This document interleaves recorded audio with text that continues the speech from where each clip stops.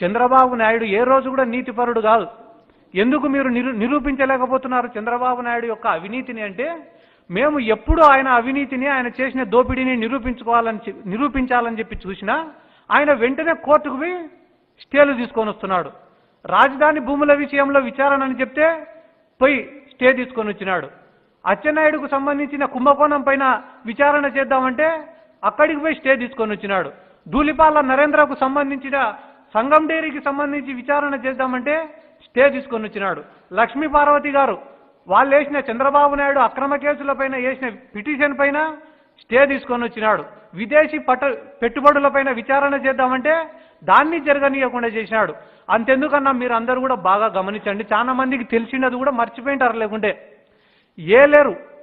ఏలేరు కాలువకు సంబంధించిన విషయంలో, ఆ వర్కుల విషయంలో అక్కడ కాంపెన్సేషన్ ఇవ్వాలని చెప్పి పోతిరెడ్డి